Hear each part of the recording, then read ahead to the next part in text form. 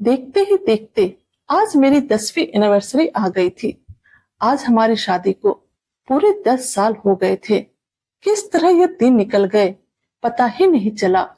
मुझे मेरे पति से सभी कुछ मिला, प्यार, सम्मान, इज्जत जो एक पत्नी को चाहिए वह सभी कुछ मेरे पति ने मुझे दिया। मैं अपनी शादीशुदा जिंदगी में बहुत ही खुश तो थी, लेकिन एक कमी थी जो कि मुझे बस खाए जा रही थी, और वह यह था कि मैं अभी तक मां नहीं बन पाई थी। मैं उनको एक बच्चा ना दे पाई थी। मेरे पति तो मुझसे कुछ नहीं कहते, मुझसे बहुत ही ज्यादा प्यार करते, परंतु हमारे पड़ोस वाले, नाते, रिश्तेदार सभी लोग मुझे अब ताना देने लगे थे कि इतने दिन हो गए और अभी तक हमारे घर में बच्चों की किलकारियां नहीं गूंजी है। मैंने न जाने मंदिर में जाकर कितनी मन्नतें मांगी कि भगवान मेरी झोली में भी एक बच्चा दे दो, लेकिन भगवान थे कि मेरी पुकार सुन ही नहीं रहे थे। डॉक्टर से भी मैंने दिखाया, सभी रिपोर्ट नॉर्मल आ रहा था, फिर भी न जाने क्यों मैं मां नहीं बन पा रही थी और समय यूं ही बीतने लगा। और देखते ही देखते आज हमारी शादी को 10 साल पूरे हो गए थे। शाम को जब मेरे पति ऑफिस से घर आए तो उन्होंने मुझसे कहा, मैं तुमसे बहुत ही प्यार करता हूँ, बोलो तुम्हें क्या चाहिए। तो मैंने उनके सामने एक ऐसी बात कही जिसे सुनकर वो मेरे ऊपर गुस्सा करने लगे और कहने लगे, चाहे जो भी हो जाए लेकिन मैं तुम्हारी यह बात बिल्कुल भी नहीं मानूंगा। मेरी आंखों में आंसू आ गए। मैंने उन्हें कहा, अगर आप चाहते हैं कि मैं खुश रहूं तो आपको मेरी यह बात माननी ही पड़ेगी। भगवान के लिए आप मेहरबानी करके दूसरी शादी कर लीजिए। मेरे पति कहने लगे, नहीं, मैं यह तुम्हारी बात बिल्कुल नहीं मानूंगा, चाहे जो भी हो जाए। फिर मैंने उन्हें अपनी कसम दे दी और कहा, अगर आपने मेरी बात नहीं मानी तो आप मेरा मरा हुआ मुंह देखेंगे। मेरी बात सुनकर पहले तो वो बहुत ही रोए और फिर बाद में कोई उपाय न देखकर उन्हें मेरी बात माननी ही पड़ी। ना चाहते हुए उन्होंने सिर्फ हाँ में अपनी गर्दन हिलाई थी और मैं बहुत ही खुश हो गई। अब मैंने हम दोनों का यह फैसला अपने घर वालों को सुनाया। वह लोग भी सुनकर खुश हो गए और फिर देखते ही देखते शादी का समय आ गया। आज वो सज धज कर दुल्हा बन गए थे और उन्हें इस रूप में देखकर सबसे ज्यादा खुश मैं ही हो रही थी। उनके चेहरे पर तो उदासी थी, लेकिन सिर्फ मुझे खुश देखने के लिए वो झूठ मूठ का हंसी अपने चेहरे पर लगाए हुए थे। उनकी शादी वाली रात मुझे आज भी याद है, जब वह शादी करके और अपनी नई दुल्हन को विदा करके इस घर में लेकर आ गए थे और फिर उस नई दुल्हन को वही कमरा मिला जिसमें कि मैं 10 सालों से रानी बनकर रह रही थी। लेकिन आज से अब इस कमरे की रानी कोई और ही थी। मैं सारी रात बाहर हॉल में जमीन के ऊपर बैठी रही, मुझे नींद भी नहीं आ रही थी और आज यह रात मुझे बहुत ही ज्यादा लंबी लग रही थी। ऐसा लग रहा था कि आज यह रात खत्म ही नहीं होगी। मैं अपने आप में बहुत ही उदास महसूस कर रही थी। मेरे पति और वह नई दुल्हन उस कमरे में अपनी जिंदगी के नए सपने बुन रहे थे। फिर देखते ही देखते ना जाने कब मेरी आंखें लग गई और सुबह जब मैं उठी तो मैंने देखा कि मेरे पति किचन में अपनी नई पत्नी के लिए चाय बना रहे थे और मन ही मन में कोई गाना गुनगुना रहे थे। मैं भी उठकर किचन में चली गई तो जैसे ही मेरी नजर उन पर पड़ी तो मेरे होश उड़ गए, क्योंकि कल तक जो मेरे पति उदास और दुखी बने हुए घूम रहे थे, आज उनके चेहरे पर एक अलग ही खुशी दिखाई दे रही थी। उनकी आंखों में एक अलग ही चमक आ गई थी। उनको खुश देखकर मैं भी खुश हो गई थी। फिर जैसे उन्होंने मुझे देखा तो कहा, क्या तुम्हें भी चाय पीनी है? मैंने कहा, नहीं, अभी नहीं, अभी मुझे फ्रेश होना है। उसके बाद उन्होंने मुझे कुछ भी नहीं कहा और फिर 2 कप चाय लेकर गुनगुनाते हुए उस कमरे में चले गए जिस कमरे में मैं कभी उनके साथ में रानी की तरह रहती थी। वैसे भी मेरे पति बहुत ही खुश दिखाई दे रहे थे और मेरी खुशी भी इसी में ही थी, इसलिए मैंने इस बात पर ज्यादा ध्यान नहीं दिया। लेकिन असल कहानी तो शादी के 1 सप्ताह बाद ही स्टार्ट हो गया। अब मेरे पति मुझसे ज्यादा बात नहीं करते थे। मैं उन्हें कुछ कहती तो वह इग्नोर कर देते थे ऑफिस से भी आते तो सीधा अपने कमरे में चले जाते, जिसमें कि पहले से ही उनकी नई पत्नी सज संवर कर उनका इंतजार कर रही होती। और फिर जैसे ही मेरे पति कमरे के अंदर जाते, फिर दरवाजा बंद हो जाता था, जो कि करीब रात में खाना खाने के वक्त ही खुलता था। मैं अकेले इधर हॉल में रहती थी, किचन में सभी के लिए खाना बनाती थी।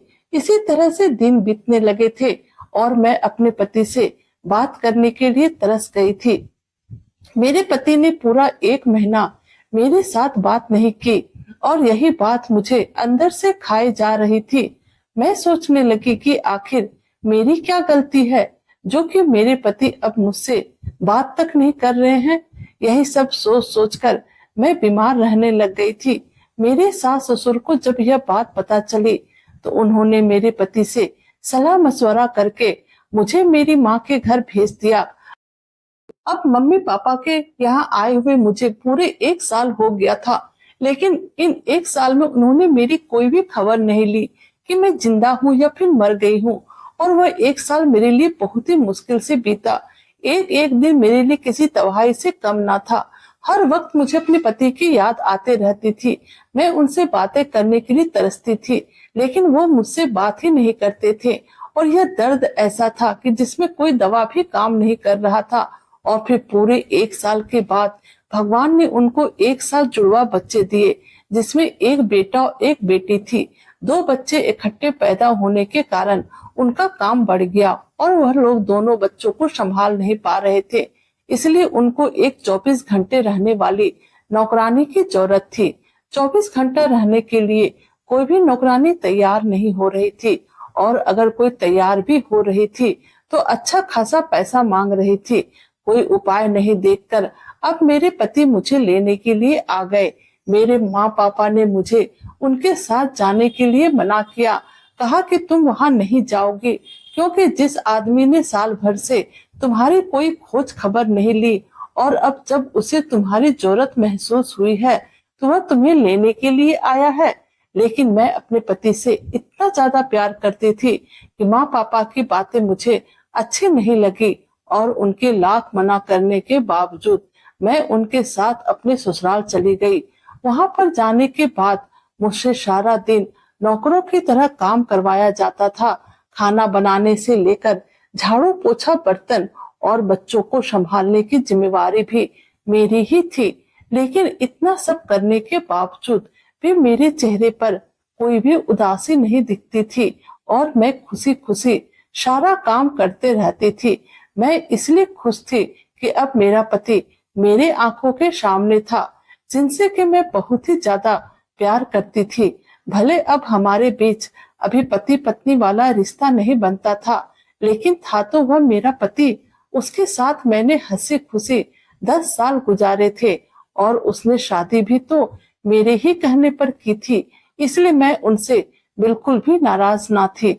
मैं सारा सारा दिन नौकरों की तरह काम करती और फिर सारी रात अकेले कमरे में जाकर निकाल देती थी। इसी तरह समय बीतता गया और मैं इन सब चीजों की आदी हो गई। मैं वह सब कुछ भूल गई जो मेरे साथ हुआ था। किस तरह मेरे पति ने दूसरी शादी करने के बाद मुझसे किनारा कर लिया था। मुझे देखना तो दूर, यहाँ तक कि मुझे फोन भी नहीं करते थे। बीते हुए 1 साल मैंने कितने दर्द में गुजारा था वह सिर्फ मैं ही जानती थी, लेकिन मैं वह सब कुछ भूल चुकी थी। मैं तो अभी सिर्फ इतने में ही खुश थी कि कम से कम मेरे पति मेरे आंखों के सामने तो थे।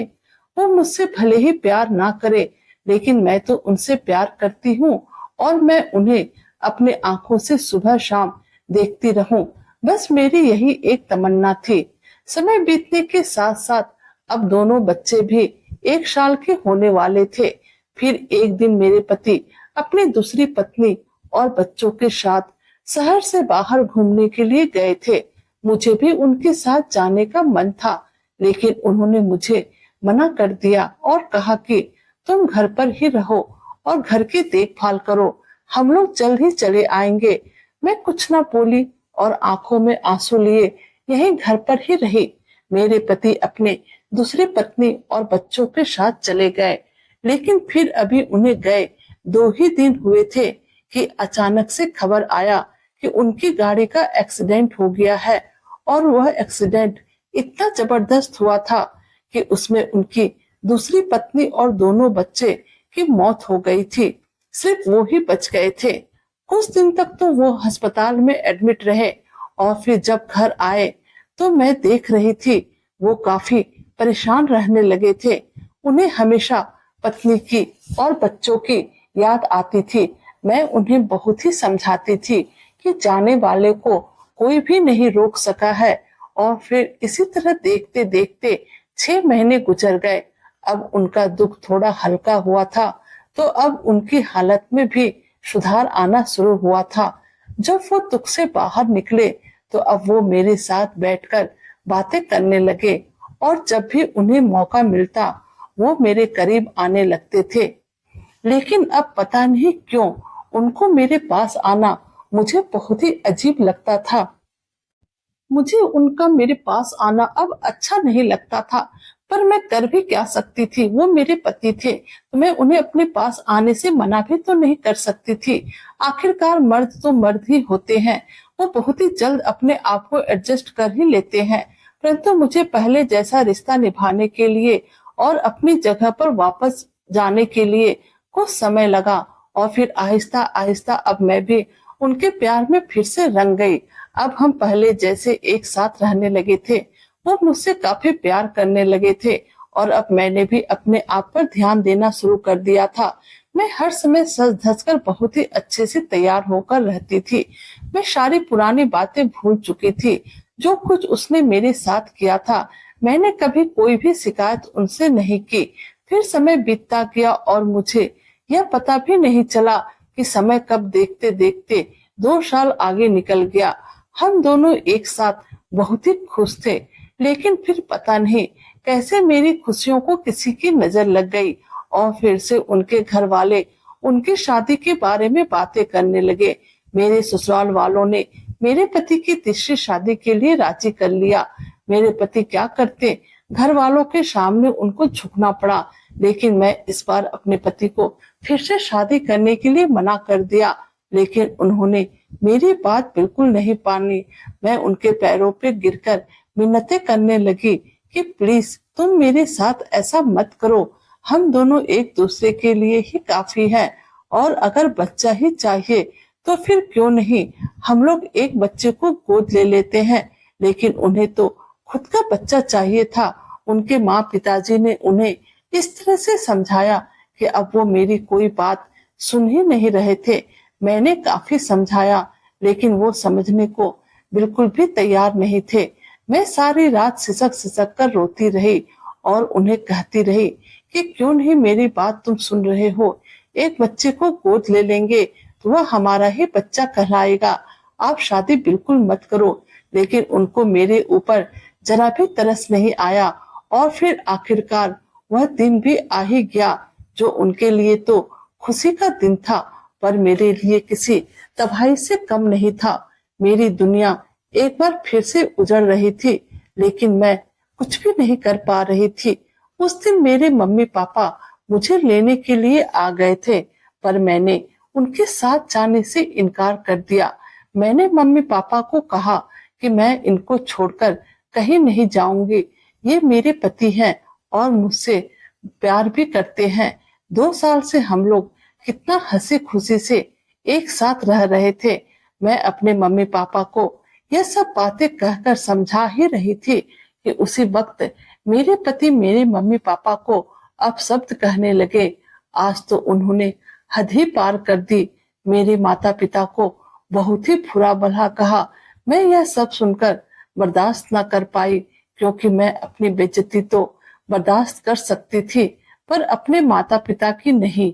उन्होंने यहाँ तक कह दिया कि जाते हुए अपनी बेटी को भी साथ लेकर ही जाना क्योंकि अब आपकी बेटी का इस घर में कोई काम नहीं है। उनकी यह बात सुनकर मैं एकदम से शॉक्ड हो गई और फिर मैं अपने मम्मी पापा के साथ रोते हुए मैके वापस आ गई। अभी मुझे माँ के घर आए हुए कुछ दिन हुए थे कि अचानक से मेरी तबीयत खराब हुई। मुझे उल्टियां होने लगी और चक्कर आने लगे। फिर मैं अपनी माँ के साथ डॉक्टर को दिखाने के लिए हॉस्पिटल चली गई। डॉक्टर ने मेरा अच्छा से चेकअप किया और फिर जो बात डॉक्टर ने कही वह सुनकर मेरे आंखों में आंसू आ गए। लेकिन ये आंसू गम के नहीं बल्कि खुशी के आंसू थे। डॉक्टर ने बहुत ही खुश होकर कहा, मुबारक हो, आप माँ बनने वाली हैं। यह सुनकर मैं बहुत ही खुश हुई और खुशी के मारे मेरा कोई ठिकाना ही नहीं रहा। ऐसा लग रहा था कि मुझे दुनिया भर की खुशी भगवान ने एक ही पल में दे दी है। अब मैं अपनी पुरानी सारी बातों को भूल गई थी। मेरे पति ने मुझे और मेरे मम्मी पापा को जो जो बात कही थी उन सभी के बारे में मैंने सोचना छोड़ दिया था और अब मैं सिर्फ अपने और अपने बच्चे के बारे में सोच रही थी। अब मैं वापस उनके पास जाना भी नहीं चाहती थी क्योंकि उन्होंने मेरे मम्मी पापा के साथ जो किया था वह मैं कभी भूल ही नहीं सकती थी। इसलिए अब मैंने यह फैसला कर लिया था कि मैं अपनी जिंदगी अपने दम पर ही जीऊंगी। और जब मैंने यह बात अपने मम्मी पापा को बताया, मेरे पापा मुझे कहने लगे, बेटी तुम अपनी जिंदगी जैसे चाहो जी सकती हो, हमें कोई भी ऐतराज नहीं है। हम लोग हर कदम पर तुम्हारे साथ हैं। तुम शुरुआत तो करो, रास्ते खुद ब खुद बनते चले जाएंगे। फिर यहाँ से मैंने पुरानी सारी बातों को भुलाकर अपनी नई जिंदगी की शुरुआत की। मैंने अपने पापा और भाइयों के साथ बात की। मैं अब नौकरी करना चाहती हूँ और अपने पैरों पर खड़ी होना चाहती हूँ। तो मेरे भाइयों ने कहा कि हम अभी जिंदा हैं, तुम्हें चिंता करने की कोई जरूरत नहीं है। हम लोग जो खाएंगे वही तुम्हें भी खिलाएंगे। तुम बस अपने और अपने बच्चे पर ध्यान दो। लेकिन मैं जिद पर अड़ गई, नहीं, मुझे अब किसी भी कीमत पर नौकरी करनी ही है क्योंकि मैं अपने बच्चों को एक उज्जवल भविष्य देना चाहती हूँ। मुझे पता है कि आप लोग मेरे साथ हैं, लेकिन मैं अपने बच्चों को अपने दम पर पालना चाहती हूँ और यह मेरी जिद है। आखिरकार मेरे पापा और भाई को मेरे जिद के आगे झुकना ही पड़ा। उन्होंने मुझे नौकरी करने की इजाजत दे दी। उन्होंने हर कदम पर मेरा साथ दिया। फिर बहुत ही कोशिश करने के बाद मुझे एक गवर्नमेंट स्कूल में टीचर की नौकरी मिल गई। यह स्कूल मेरे घर से बिल्कुल ही करीब था। जाने में मुश्किल से 15 मिनट का समय लगता था। मैं बहुत ही ज्यादा खुश थी। यह सब कुछ इतना जल्दी हो गया था कि मुझे पता ही नहीं लगा कि समय कैसे पंख लगाकर उड़ गया। भगवान ने मेरे लिए सब कुछ आसान कर दिया था। मैं माँ बनने जा रही थी और यह जब बात मेरे पति को मालूम चली, वो एक बार फिर से मुझे लेने के लिए आ गए। लेकिन इस बार मैंने उनके साथ जाने से इनकार कर दिया और उन्हें कुछ कहे बिना ही अपने कमरे में चली गई। आज मेरे दिल में उनके लिए कोई भी जगह नहीं थी। मुझे उनसे कोई मतलब नहीं था। मैं तो चाहती भी नहीं थी कि मैं उनका शकल देखूं, क्योंकि उन्होंने एक बार नहीं बल्कि दो दो बार मेरे जज्बातों के साथ खेला था और अभी भी वो मेरे लिए नहीं बल्कि मेरे बच्चे के लिए आए थे।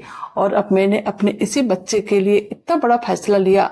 मैं जिंदगी भर अकेले ही रहूंगी।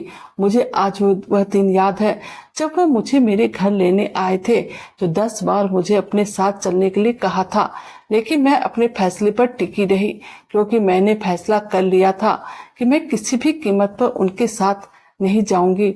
और फिर जल्द ही वह दिन भी आया जब भगवान ने मुझे एक पुत्र रत्न दिया, जिसका नाम मैंने बहुत ही प्यार के साथ कृष्णा रखा। मेरा बेटा कृष्णा बहुत ही प्यारा बच्चा था। मेरा बेटा ही अब मेरी पूरी दुनिया थी। लोग कहते हैं कि माँ अपने बच्चों को सबसे ज्यादा प्यार करती है। बिल्कुल सही ही कहते हैं। वह मेरी आंखों का तारा था। जब मेरा बेटा कृष्णा का जन्म हुआ तो फिर वो इंसान जिसको अब मैं अपने पति बिल्कुल भी नहीं कह सकती थी, दोबारा से मेरे बेटे को देखने आए, पर मैंने उनको अपने बेटे को देखने तक नहीं दिया। वो मेरे पैरों में गिर गए और बोले कि मेहरबानी करके मुझे मेरे बेटे को एक बार देखने दे दो। पर मुझे अब भी वह दिन याद था जब मैं उनके पैरों पे गिरकर मिन्नतें कर रही थी कि मेहरबानी करके तीसरी शादी मत करो और मुझे अपने से दूर मत करो। लेकिन उन्होंने मेरी एक बात नहीं सुनी थी। उसमें पूरे परिवार के सामने उन्होंने मेरा और मेरे मम्मी पापा का अपमान किया था, मुझे ठुकराया था और मेरे मम्मी पापा को जलील किया था। तो मैं उनको कैसे अपना बेटा देखने देती। अब मेरा बेटा ही मेरे लिए सब कुछ था, मेरे जीने का सहारा था। तीसरी शादी से उस इंसान को बच्चा नहीं मिला था, इसलिए उन्होंने बहुत ही कोशिश और मेरा बेटा उनको मिल जाए ताकि उनके खानदान को उनका चिराग मिल जाए। मेरे बेटे की कस्टडी पाने के लिए उन्होंने मुझे कोर्ट कचहरी के चक्कर लगवाए थे, लेकिन मैं भी हार नहीं मानी। ईंट का जवाब पत्थर से देती रही। मैं फिर भी अपनी जिंदगी में बहुत ही खुश थी। मेरे भाइयों ने मेरे लिए एक अच्छा सा मकान बनवा दिया और मेरे पिताजी और मेरे भाइयों ने मुझे जायदाद में अपने बराबर का हिस्सा भी दिया, जो कि मैंने लेने से साफ इनकार कर दिया, क्योंकि मुझे जमीन नहीं चाहिए थी। मुझे तो सिर्फ मेरे भाइयों का प्यार चाहिए था, जिन्होंने मुश्किल वक्त में मेरी हर जरूरत का ख्याल रखा था। फिर भाइयों ने मुझे समझाया और शहर वाला प्लॉट मेरे नाम पर कर दिया। मैंने अपने भाइयों की खुशी के लिए इस फैसले का मान रख लिया। आज इस बात को 40 साल हो गए हैं। मेरा बेटा डॉक्टर बन चुका है और हम दोनों माँ बेटे अपनी जिंदगी में बहुत ही खुश हैं। भगवान का दिया हुआ सब कुछ है मेरे पास, किसी चीज की कोई भी कमी नहीं है। पर मैं कई बार सोचती हूँ कि अगर मैं उस दिन अपने पति के साथ चली गई होती तो पता नहीं मेरी जिंदगी कैसी होती, पता नहीं मैं इतनी खुश होती या फिर नहीं। दोस्तों, इस फैसले के बारे में आपकी क्या राय है? कहानी अच्छी लगे तो प्लीज चैनल को लाइक कीजिए, सब्सक्राइब कीजिए और शेयर कीजिए। Thank you.